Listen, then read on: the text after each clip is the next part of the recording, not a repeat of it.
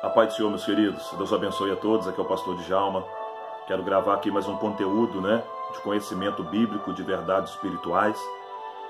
Inscreva-se aí no nosso canal, compartilhe o vídeo, para que mais pessoas sejam edificadas através aqui do nosso canal no YouTube. Pode ter certeza, aqui você não vai encontrar heresia, falso ensino, você vai encontrar verdades espirituais, verdades do Evangelho. Hoje eu quero trazer para nós uma meditação sobre o capítulo 3 de Apocalipse, do versículo 14 em diante, cujo título aqui, o tema, é sobre a igreja de Laodiceia. Nós vamos aprender algumas coisas aqui com a igreja de Laodiceia. Lembrando que o meu intuito não é exaurir o texto, porque isso seria impossível pelo tempo que temos aqui. Tá? E a palavra de Deus também, você vai aprofundando cada vez mais, mas você não vai conseguir exaurir 100% daquilo que está ali. Nós vamos crescendo em conhecimento, crescendo em graça, crescendo em Deus, mas o nível total, isso não é possível porque nós somos finitos. Devido à nossa finitude, nós vamos crescendo, vamos avançando, mas sempre tem algo a mais para se aprender, para se crescer e para se avançar. Então entenda que o nosso intuito aqui é trazer a revelação da palavra, o entendimento da palavra, mas não temos o intuito de nos achar que temos a capacidade de exaurir 100% daquilo. Não, nós vamos trazer de forma resumida e direta aquilo que nós trazemos de mais importante aqui dentro desse contexto. Então, preste bem atenção. Leia aí comigo aí na sua casa o capítulo 3, versículo 14 do livro de Apocalipse, ok? Cujo título é A Sétima Carta à Igreja de Laodiceia. Lembrando que são 7 cartas às 7 igrejas que estavam ali esparramadas na Ásia, com um conteúdo teológico, um conteúdo de ensinamento maravilhoso para o bem viver da igreja de Cristo, para o bem andar da igreja verdadeira que vai habitar a glória de Cristo, amém? Vamos lá então, vamos por partes, tá bom? Ao anjo da igreja que está em Laodiceia escreve, isso diz o amém, a testemunha fiel e verdadeira, o princípio da criação de Deus, Nas cartas nós vamos observar que é sempre dirigida ao anjo da igreja. Essa expressão anjo, muitas vezes nós temos aquele entendimento que a palavra anjo, a expressão anjo, tem a ver simplesmente com seres espirituais enviados da parte de Deus, que são os anjos, os seres espirituais dos exércitos celestiais de Deus. Só que não. O texto aqui, nessa carta, quando fala anjo aqui, está falando de mensageiro. Aqui está especificando o líder da igreja, o mensageiro da igreja, aquele responsável pela igreja. Então, ao anjo da igreja que está em Laodiceia, ao pastor da igreja, ao dirigente da igreja, ao responsável pela igreja que está em Laodiceia, escreve, isso diz o amém. Por que o amém? Cristo sempre se apresenta nessas 7 cartas, trazendo uma breve introdução e depois indo direto à palavra que ele tem dirigido àquela igreja. Aqui ele se apresenta como o amém, o assim seja, a confirmação, porque em Cristo todas as promessas de Deus são confirmadas. Em Cristo todas as coisas de Deus são afirmadas, porque Cristo é o amém de Deus, Cristo é o amém, ele é aquele que traz a confirmação, o assim seja, bendito seja o nome do Senhor, A testemunha fiel e verdadeira, que nós analisamos que Cristo traz os testemunhos de Deus e ele é fiel e verdadeiro, observando aqui coisas que são inerentes ao caráter de Deus, fidelidade, verdade, bendito seja o nome do Senhor. Cristo revela isso aí. Cristo emana fidelidade e verdade. Bendito seja Deus. O princípio da criação de Deus. Esse texto, o princípio da criação de Deus, é que dá um nó na cabeça de muita gente. E os testemunhos de Jeová e alguns segmentos ditos cristãos, eles acreditam que o texto, o princípio da criação de Deus, tem a ver com que Jesus foi o primeiro ser a ser criado. Só que não. A Bíblia vai mostrar para nós que Jesus, ele é Deus. Ele não foi criado.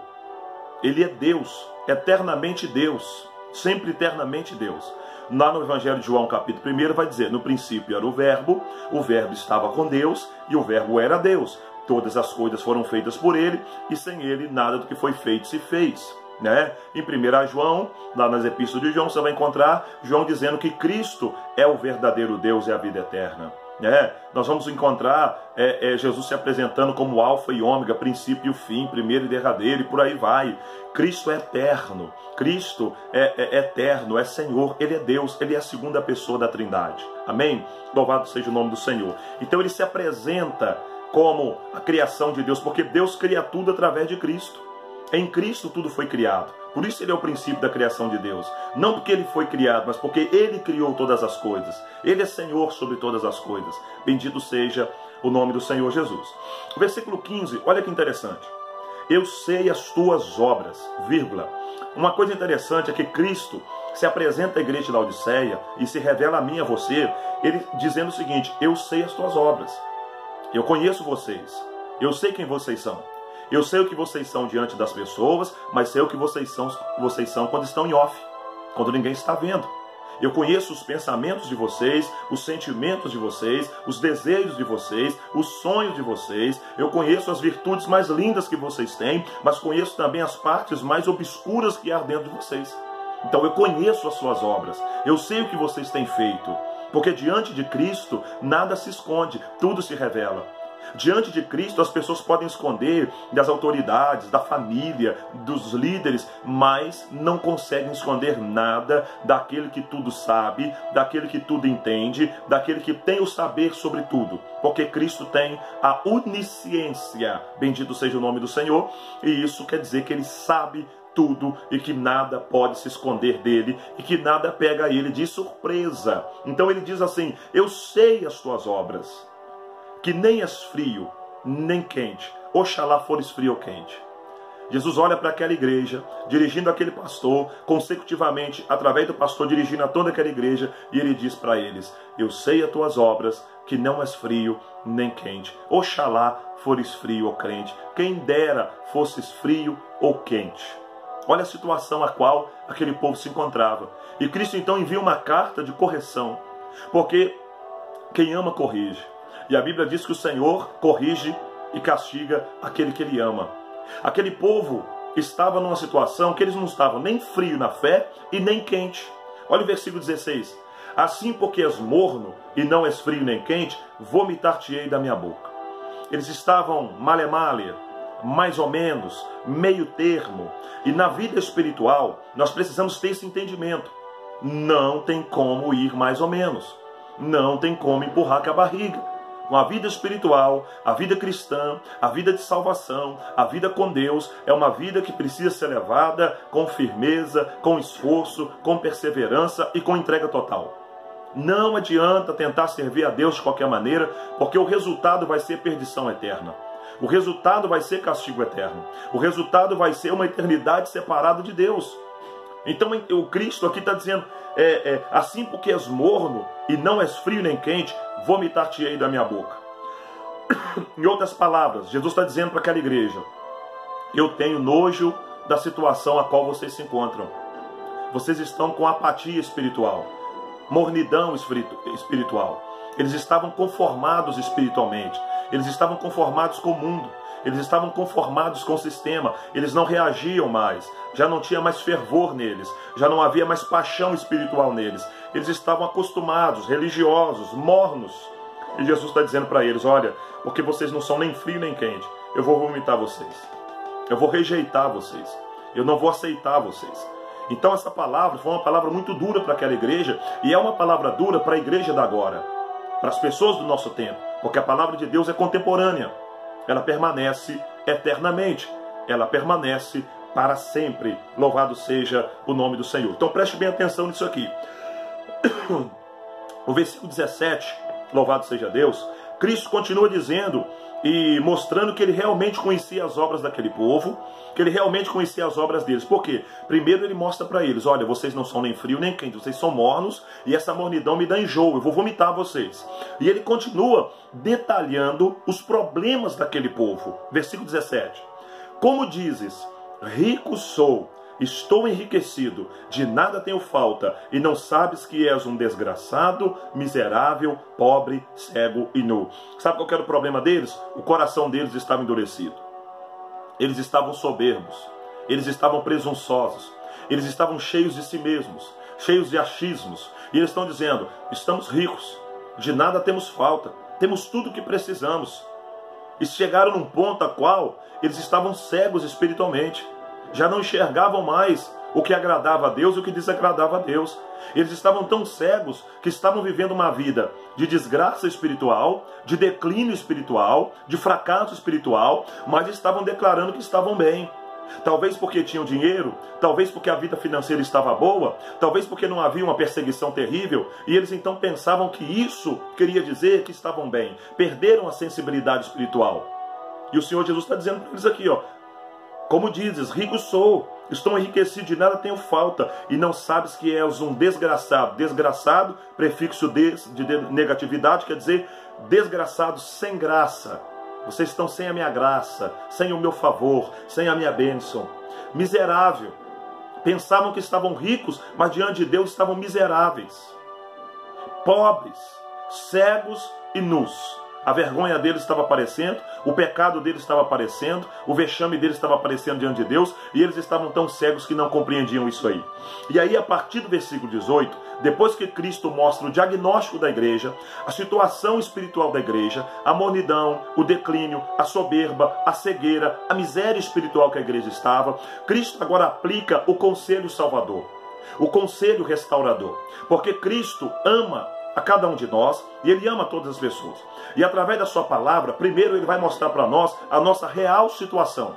E em seguida, que Ele der o diagnóstico e mostrar a real situação, Ele vai aplicar a palavra que salva, a palavra que cura, a palavra que liberta, a palavra que transforma, a palavra que regenera, a palavra que santifica. Se o coração se abrir e crer, a transformação acontece. Caso contrário, as coisas não mudam. Então observe bem, aconselho-te que de mim compres ouro provado no fogo, para que te enriqueças, e vestido branco, para que te vistas e não apareça a vergonha da tua nudez, e que unja teus olhos com colírio, para que vejas. Jesus agora está mostrando para eles o que realmente eles estavam precisando. Eles estavam ricos para com os homens, mas miseráveis diante de Deus, pobres diante de Deus. E o que é o conselho bíblico? Que nós devemos entesourar tesouros no céu, aonde a traça ou ferrugem não pode consumir, não pode corroer, aonde os ladrões não podem roubar. Tem muita gente preocupada em ser grande diante dos homens, em ser famoso diante dos homens, em ter riqueza diante dos homens, em ter cargos altíssimos diante dos homens, e estão se esquecendo de ser ricos com Deus, através da piedade, da obediência, do coração quebrantado, da humildade, da sinceridade, de uma vida sincera na presença do Senhor. E aqui Jesus está dizendo para eles, compra de mim ouro provado no fogo. Isso aqui tem a ver com intimidade com Deus, compromisso com o céu, com a palavra, né? Ser rico com Deus em obediência, em boas obras, em compromisso, né?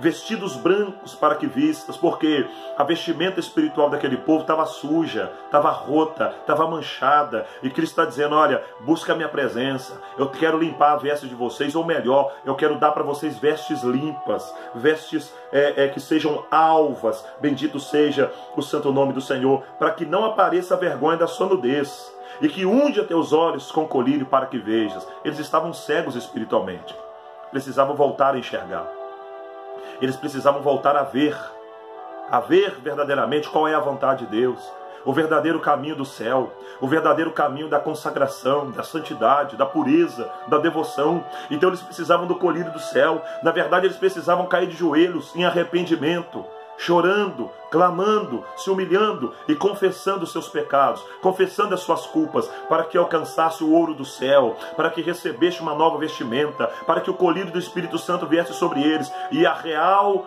revelação da verdade apossasse de seus corações, para que eles pudessem se converter ao Senhor e ter os seus nomes realmente na presença de Deus e uma vida consagrada ao Senhor. E aqui o Senhor continua dizendo para eles, olha só, versículo 19, eu repreendo e castigo a todos quanto amo, sê pois zeloso e arrepende-te. O Senhor Jesus está dizendo para aquela igreja, e está dizendo para nós nesse momento, eu repreendo e castigo a todos quanto amo, sê pois zeloso e arrepende-te.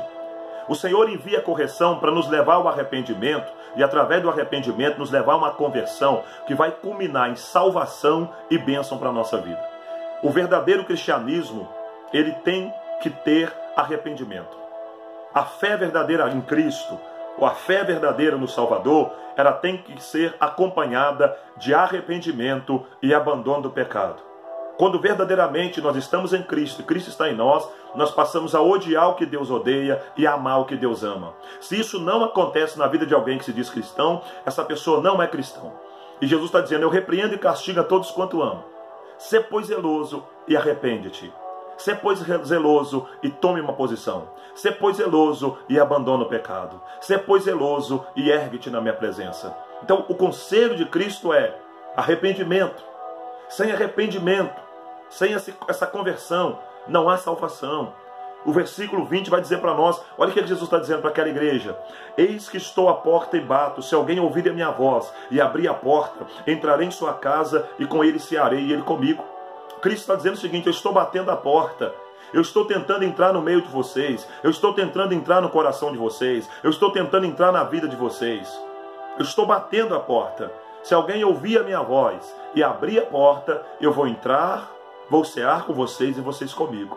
Observe que interessante, que Cristo poderia arrombar aquela porta, Cristo poderia derrubar aquela porta, Cristo poderia destruir essa porta e entrar de forma arrogante, soberba e autoritária, mas não, ele bate a porta. Ele convida à salvação, ele convida ao arrependimento, ele convida à conversão, ele convida aquele povo a buscar ter uma experiência real com ele, a buscar realmente uma vida santa, a sair da mornidão, a sair daquele estado de comodismo e de religiosidade superficial para terem uma vida profunda na presença dele. E aí, o versículo 21, ele diz assim, ao que vencer, lhe concederei que se assente comigo no meu trono, assim como eu venci e me assentei com meu Pai no seu trono. Quem tem ouvidos, ouça o que o Espírito diz às igrejas. O Senhor está dizendo, ao que vencer, olha que coisa maravilhosa, ao que vencer, lhe concederei que se assente comigo no meu trono, assim como eu venci e assentei com meu Pai no seu trono. Depois que Cristo venceu, passou por essa terra, foi crucificado, foi morto, ressuscitou no terceiro dia, e após a esse tempo ele foi assunto aos céus, ele se assentou à direita da majestade nas alturas, nos altos céus, penetrou os céus como sumo sacerdote, bendito seja o nome do Senhor. O que acontece? A promessa dele é que da mesma maneira que ele foi assunto aos céus e se assentou à direita de Deus, aquele que vencer também se assentará com ele no seu trono. Em outras palavras, vai reinar com ele eternamente, vai estar com ele eternamente, vai desfrutar das delícias eternas de Deus por toda a eternidade. Isso é maravilhoso, mas é ao que vencer. Vencer o quê? Vencer a mornidão, vencer a religiosidade superficial, vencer a cegueira espiritual, a arrogância, a presunção, o achismo. É o que vencer. Vencer o quê? Aquele que aceitar a correção, e se arrepender, e se converter, e se humilhar, e chorar, e buscar ter um arrependimento e uma comunhão verdadeira com o Senhor. Ao que vencer, aleluia, lhe concederei que se assente comigo no meu trono, assim como eu venci e me assentei com meu Pai no seu trono. Quem tem ouvidos, ouça o que o Espírito diz às igrejas. Você tem ouvidos? Ouça a palavra de Deus. O Senhor tem um plano de salvação, tem um plano de glória, tem um plano de vitória eterna para mim, para você e para todos na face dessa terra. E essa palavra é dirigida muito para aqueles que já creem em Cristo, para aqueles que de alguma forma se dizem já cristãos, mas que às vezes estão vivendo uma vida morna, uma vida superficial, uma vida relaxada espiritualmente, estão professando a fé em Cristo, mas continuam no pecado, estão professando a fé em Cristo, mas continuam amando o que Deus odeia, o que Deus rejeita, estão dizendo que são cristãos, mas ainda estão praticando o que Deus desagrada, então estão vivendo uma vida dúbia, uma vida dividida, uma mente dividida, um coração dividido, e o Senhor está dizendo, ei, vocês não são frio nem quente, vocês não tomam decisão, vocês estão mornos, estão em meio termo, você está entendendo? E o problema da pessoa quando ela encontra-se no estado de mornidão é que ele fica cego para as verdades espirituais. Ele pensa que está bem, estando mal. Ele pensa que está bem, mas na verdade está mal. Ele pensa que está abençoado, mas na verdade ele está numa situação terrível, prestes a cair numa condenação eterna, numa perdição eterna.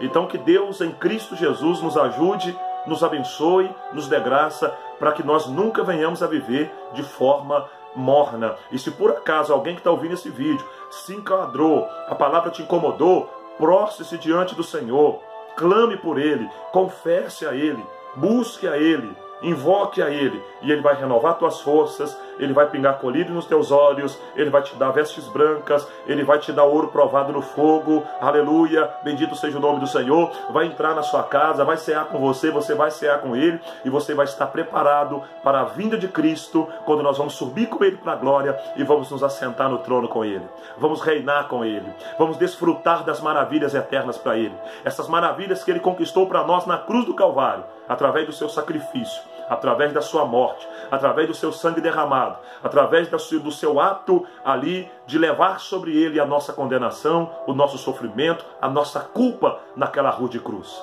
Que Deus assim te abençoe, que Deus assim te guarde, que Deus assim opere na sua vida de uma maneira especial. Até o próximo vídeo. Deus abençoe.